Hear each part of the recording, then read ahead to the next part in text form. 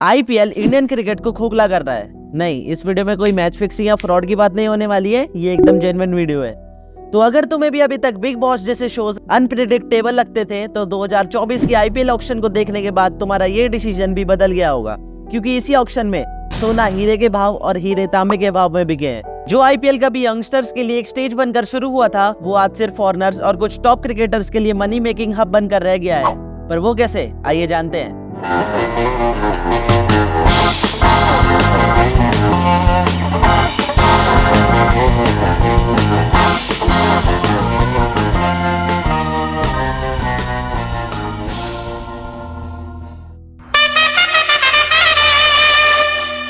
2024 का IPL auction का total purse था 230 करोड़ रुपए, जिसमें से 150 करोड़ सिर्फ ओवरसीज प्लेयर्स पर उड़ाए गए। और इन 150 करोड़ रुपए में से भी 45 करोड़ तो मिचेल स्टार्क और पैट कमिंस ही ले गए। मिचेल स्टार्क को केकेआर ने लिया है और लगता है कि शाहरुख भाई ने पठान और जवान से जो कमाया वो सारा स्टार्क को दे दिया। एक मिनट, मैं भी शाहरुख बोल रहा हूँ। हेलो, अरे मैं ये पूछ रहा था कोई कनाडा में सी फेसिंग बंगला है क्या? और पैट कमिंस 20.5 करोड़। वैसे ये दोनों ही वर्ल्ड के one of the best bowlers हैं, लेकिन T20 में कुछ खास नहीं।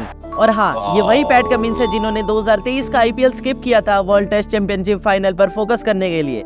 यानी कि फॉरेन प्लेयर्स आईसीसी इवेंट्स के लिए आईपीएल को भी छोड़ देते हैं, और एक हम है कि अपने प्लेयर्स को लेने की बजाय इन पर करोड़ों रुपए बहा रहे हैं। वहीं दूसरी तरफ रिंकू सिंह जैसे खिलाड़ी को सिर्फ 55 लाख, और सरफराज खान जिन्होंने रणजी ट्रॉफी के लास्ट 2 सीजन्स में 1910 रन बनाए सिर्फ 12 मैचेस में, और फर्स्ट क्लास क्रिकेट में मिनिमम 50 मैचेस में 80 से अबव एवरेज रखने वाले डॉन ब्रैडमैन के बाद ये दूसरे ही ऐसे बैट्समैन हैं जो कि अनसोल्ड गए। इसके अलावा कमलेश नागरकोटी, ललित यादव, प्रियांश आर्या, ऋतिक शौकीन, ईशान पोरिल जैसे प्लेयर्स भी अनसोल्ड गए। हाँ, शुभम दुबे और समीर रिजवी तो हैं, बट दे आर एक्सेप्शन। चलो यार, ऑक्शन से आगे बढ़ते हैं।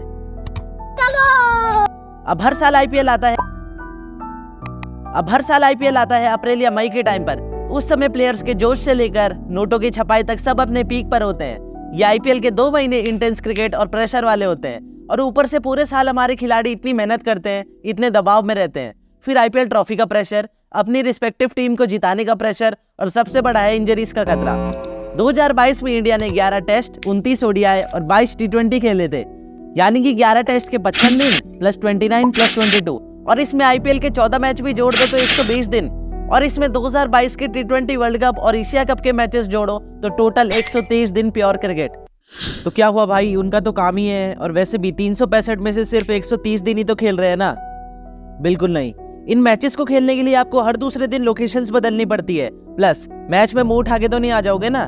2 से 3 दिन की प्रैक्टिस तो मैंडेटरी होती है, और अगर परफॉर्म नहीं कर पाए तो मेंटल प्रेशर भी झेलो। अब अगर कोई इतना क्रिकेट खेलेगा तो इंजरीज होना तो नॉर्मल ही है, और आगे आईसीसी इवेंट्स में यही इंजरीज टीम को चुभती है।